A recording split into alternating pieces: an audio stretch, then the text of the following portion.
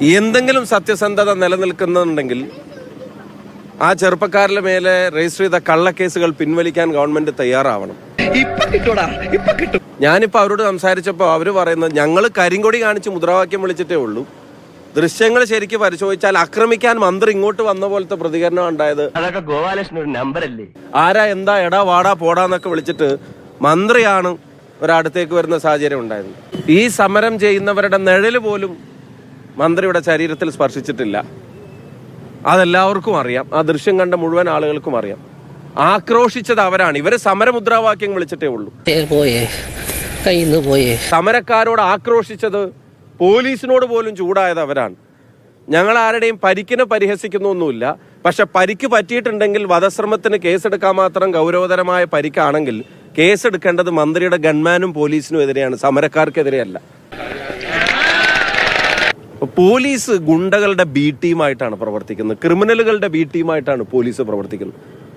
പോലീസിന്റെ പണിയെടുക്കുകയല്ല. Police party എഴുതുന്ന തിരക്കഥക്ക് police നാടകത്തിൽ പോലീസ് അഭിനയിക്കുകയാണ്.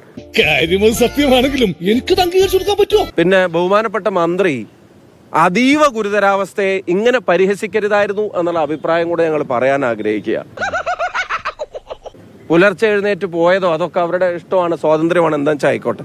പക്ഷെ അതീവ ഗുരുതരാവസ്ഥ ഇങ്ങനെ പരിഹസിക്കരുതായിരുന്നു. എന്തൊക്കെയായിരുന്നു കഴിഞ്ഞ 2 ദിവസങ്ങളിലായിട്ട് കാണിച്ചിരുന്ന വിഷ്വൽ? അതന്നത്തെ ചോരത്തിളപ്പിന് ഇപ്പൊ എന്ത് ചോര തണുത്തു പോയാ? ഞാൻ അവിടെയുള്ള സെൽഫി മറ്റു കാര്യങ്ങളെ സംബന്ധിച്ചൊന്നും പറയുന്നില്ല. ചുരുക്കം ഇതാണ്, CPM-ന്റെ തിരക്കഥയിൽ മന്ത്രിയും പോലീസും ഉൾപ്പെടെയുള്ള ആളുകൾ അതിലെ കഥാപാത്രങ്ങളാവുന്നു.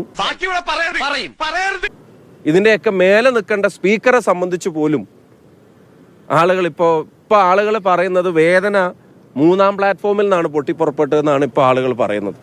അങ്ങോട്ടേക്ക് പോകുമ്പോഴോ അവിടെ നിൽക്കുമ്പോഴോ ഇതിനോട് പ്രതികരിക്കുമ്പോഴോ ഒന്നും ഇല്ലാതിരുന്നത് അവിടെ എത്തിയ ശേഷം ഉണ്ടായെന്നാണ് ആളുകൾ പറയുന്നത്.